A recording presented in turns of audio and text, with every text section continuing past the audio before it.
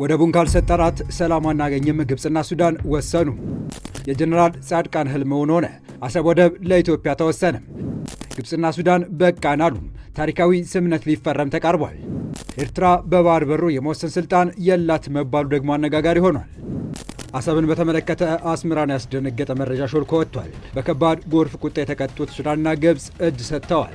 ያለ ኢትዮጵያ ተሳትፎ የቀጠናውን ሰላም መመለስ አይታሰብም ያሉት ግብጽና ሱዳን የባህር በሩ ለኢትዮጵያ ይሰጥ ማለታቸው ሲሰማ፣ ኤርትራ በታዛቢነትም አለመጠራቷ ደግሞ አነጋጋሪ ሆኗል። በዚሁ የመረጃ ጥንክራችን ጀነራል ጻድቃን ገብረትንሳኤ ከመለስ ዜናዊ ጋር አንገት ለአንገት የተናነቁበት ጉዳይ በመጨረሻም እውን መሆኑን የተመለከተው መረጃ አክለን የምናስደምጣችሁ ይሆናል። ሰላም ውድ የወሉ ዴይሊ ቤተሰቦች እንደምናላችሁ። ቻናሉን ሰብስክራይብ፣ ሼር ያደረጋችሁ እስከ ጥንክራችን ፍጻሜ አብራችሁን ቆዩ። የአሰብ ወደብ ለኢትዮጵያ ተላልፎ እንዲሰጥ ስለወሰነው አንድ የአፍሪካ ቀንድና የመካከለኛው ምስራቅን ፖለቲካ እንደ ንስር ባንክሮ የሚመለከት የጂኦፖለቲካዊና ዲፕሎማቲክ ተንታኞች ያወጡት ትንታኔ አመልክቷል። ዓለም አቀፍ የጦርነት አውዶችን በመተንተንና ወታደራዊ ሚስጥሮችን በመፈልፈል የሚታወቀው መቀመጫውን አሜሪካ ያደረገው ሊንግስቲክ ድረገጽ የኢትዮጵያን የባህር በር ባለቤት ለመሆን አይቀሪነት አስመልክቶ ባወጣው ሰፊ አተታ እንደገለጸው ከሰሞኑ በከባድ ጎርፍ ተጥለቅልቀው የህዳሴ ግድቡን እውነተኛ ጥቅም በግልጽ የተመለከቱት ግብጽና ሱዳን በመጨረሻም ጎመን በጤና ብለው የኢትዮጵያን የቀይ ባህር እቅድ ለመደገፍ ማሰባቸው የተነገረ ሲሆን ወሳኝ የተባለ ድርድርም እየተካሄደ መሆኑን በቅርቡ ወሳኝ ስምምነት ሊፈረም እንደሚችልም አክሏል። በዚህ መሃል ታዲያ በነጋ በጠባ ቁጥር የዛቻና ማስጠንቀቂያ መግለጫ የምታወጣውና ለባህሩ ሲባል ከባድ ጦርነት ከፍታለሁ እያለች ያለችው ኤርትራ ጉዳዩ አይመለከታትም ተብሎ በሂደቱ ላይ አስተያየት እንኳን አልተጠየቀችም መባሉ ደግሞ ነገሩ እንዴት ነው አስብሎ የብዙዎችን ቀልብ የሳበ ጉዳይ ሆኗል። በግብጽ በኢትዮጵያና በሱዳን መካከል ያለው ሰላም በቀይ ባህር የንግድ መስመሮች ላይ ለመስማማት የመርከብ ደንቦችን በማውጣት አልፎ ተርፎም የባህር ዳርቻዎችን በፍትሃዊነት በመከፋፈል ላይ የተመሰረተ ነው በማለት ሰፋ ያለ ሀተታውን የሚጀምረው የኢንኪስቲንግ ትንታኔ የኢትዮጵያ የባህር በር ጥያቄ ሳይፈታ የቀጠናው ሰላምና መረጋጋት ወደነበረበት አስተማማኝ ሁኔታ ሊመለስ የሚችልበት እድል እንደሌለው በዝርዝር ያስረዳል። ኢትዮጵያና ሶማሊላንድ የተፈራረሙት የወደብ ክራይ መግባቢያ ስምምነት በአንካራ የሰላም ድርድር የተቋጨ ቢመስልም የህዳሴ ግድቡ ውዝግብና የሱዳን ጦርነት ግን አሁንም እርስ በርስ የተያዙ ቀውሶች ሆነው ሲቀጥሉ የሱዳን ውስጣዊ ቀውስ ሱዳን ከሶስትዮሽ ድርድር ጠረጴዛ ላይ ገለል እንድትል በማስገደድ በግድቡ ላይ የሚደረገው ንግግር ሽባ አድርጎታል።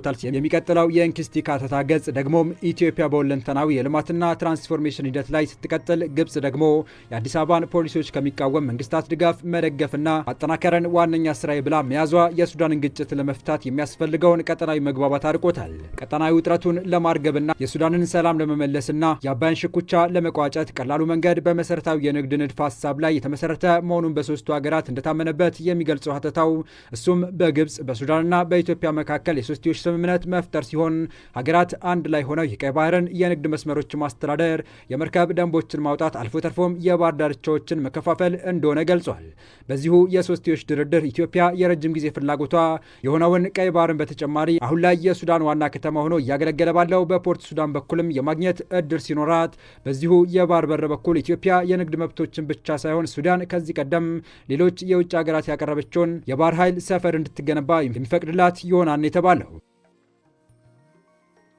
ለዚህ ስምምነት ስኬት ግብጽ ሙሉ ድጋፍ የምትሰጥ ሲሆን በምላሹ ኢትዮጵያ ደግሞ ሁለቱ ሀገራት አብዝተው የሚፈልጉትን በአባይ ግድብ ውሃ ቁጥጥር ላይ አስገዳጅ ስምምነት ትፈርማለች።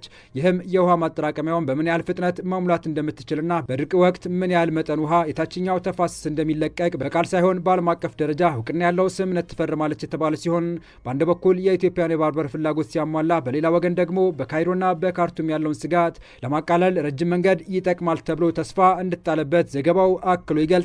ነገር ግን የሱዳን ጦርነት አለመቆሙ ለዚህ ወሳኝ ድርድር መቋጫው ላይ አለመድረስ እንቅፋት ስለመሆኑ የሚጠቅሰው ዘገባው ሲቀጥል በሱዳን አሁናዊ ሁኔታ ውስጥ ግብጽና ኢትዮጵያ የተለያየ አቋም መያዛቸው ሂደቱን ሊያዘገየው ይችላል ሲል ስጋቱን ገልጾ፣ ይሁን እንጂ ሁለቱም ከተፋላሚ ወገኖች ጋር ግንኙነት ያላቸውና ግጭቱ ለመፍታት በዲፕሎማሲያዊ መንገድ ለመሳተፍ ፈቃደኛ መሆናቸውን ማሳወቃቸው ደግሞ ተስፋ መሆኑን አክሏል።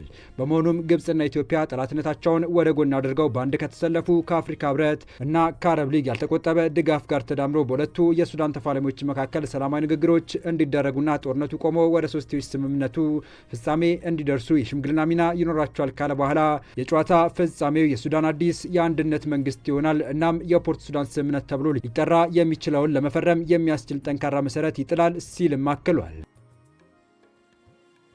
ይህ በእንዲህ እንዳለ የወደቡ ጉዳይ ወደ መፍትሄው እየደረሰ መሆኑን ጉዳዩን በሚከታተሉ ተንታኞች በኩል ጀነራል ጻድቃን ገብረትንሳኤ ከመለስ ዜናዊ ጋር አንገት ለአንገት የተናነቁበት ጉዳይ በመጨረሻም እውን ሊሆን ነው እያስባለ ይገኛል። ጀነራል ጻድቃን ከሽግግር መንግስቱ ምስረታ ጀምሮ እስከ ኢትዮ ኤርትራ ጦርነት ድረስ የአሰብ ጉዳይ ከሚከነክናቸው ጉምቱ ባለስልጣናት አንዱ መሆናቸው የሚታወቅ ሲሆን በተደጋጋሚም ከቀድሞ ጠቅላይ ሚኒስትር መለስ ዜናዊ ጋር መጋጨታቸው ይነገራል። የቀድሞ ጠቅላይ ሚኒስትር አቶ መለስ ዜናዊ የኢትዮጵያና ኤርትራ ጦርነት ከተካሄደ ማግስት አሰብን በተመለከተ ከሰራዊቱ አዛዦችና ከህዝቡም ከቀረበባቸው ቅሬታ በሰጡት ማብራሪያ ያንን አካባቢ ወይም አሰብን በጉልበት ተማሙተን እንያዝ ብንል ፊዚካሊ የማይቻል ነገር ላይሆን ይችላል። ተማሙተን ልንይዘው እንችል ይሆናል። ነገር ግን ያንን ይዘን የዓለም አቀፉ ማህበረሰብ ጤናማ ባልሆነ መኖር አንችልም። በሰዎቹ አባባል ፓራስቴት ነው የምንሆነው፣ የተናጠል የተወገዝን ሀገርን የምንሆነው ማለታቸው የሚታወስ ሲሆን ይህም ሰራዊቱ አሰብን ጨምሮ በርካታ የኤርትራ ከተሞችን ከተቆጣጠረ በኋላ እንዲለቅ የወሰኑበት ምክንያት ዲፕሎማሲያዊ ጫናን በመፍራት መሆኑን የሚያስረዳ ነው።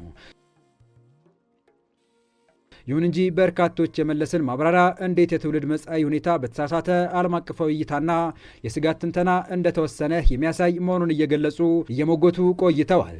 አሁንም እየሞገቱ ነው።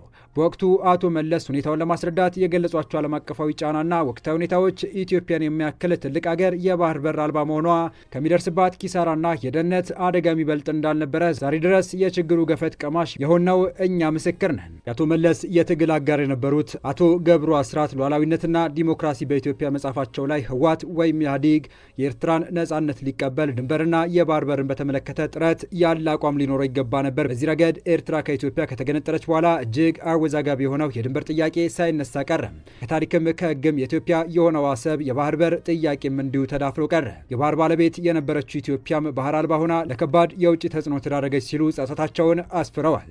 የህግ ባለሙያው ዶክተር ያዕቆብ ኃይለማርያም በ2003 ዓ.ም ባሳተሙትና በአሰብ ጉዳይ ላይ ባተኮረው አሰብ የማናት በሚለው መጽሐፋቸውም ይህንን ክስተት ኢትዮጵያ የባህር በር ለማግኘት የምትችልበትን ሌላ እድል ያጨለመ ስለመሆኑ በሚከተለው አግባብ አስፍረዋል።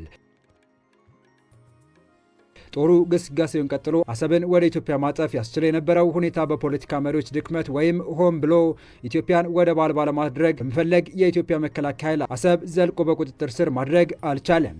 የኢትዮጵያ ጦር በያዛቸው የኤርትራ ግዛቶች ረክቶ አካባቢዎቹን ለቆ ለመውጣት አሰብን ወደ ኢትዮጵያ ማጠፍ ቅድመ ሁኔታ ቢያደርገው ኖሮ ኤርትራ ይህንን ቅድመ ሁኔታ ከመቀበልና አሰብን ለኢትዮጵያ ከማስረከብ ውጭ አማራጭ አይኖራትም ነበር።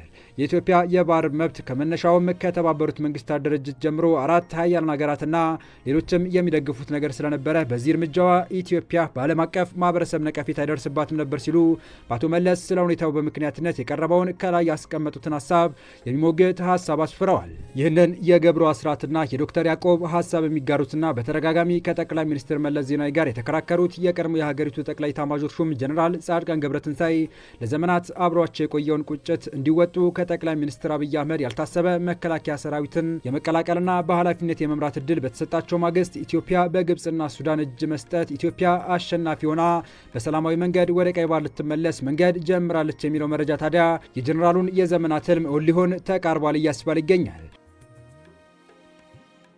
የተወደዳችሁ የቻናላችን ቤተሰቦች ለአሁኑ ለእናንተ ይመጥናሉ ብታደምጧቸው ታተርፉባቸዋላችሁ ብለን የመረጥንላችሁ ዕለታዊ መረጃዎቻችን እስካሁን ያደመጣችኋቸው ነበሩ። በተመሳሳይ ሀገራዊና ቀጠናዊ ጉዳዮች እንዲሁም ዓለም አቀፋዊ የጂኦፖለቲካ ወታደራዊና አነጋጋሪ ክስተቶችን ዕለት በዕለት ተከታትለን በትኩስ ይዘን እንደምንቀርብ እያሳወቅን የቻናሉ ቤተሰብ ካልናችሁ ሰብስክራይብ፣ ቪዲዮን ላይክና ሼር በማድረግ ተደራሽነታችን ታሰፉ ዘንድ አክብሮታዊ ግብዣችን ነው። አበቃን። ሰናይ ጊዜን ተመኘን።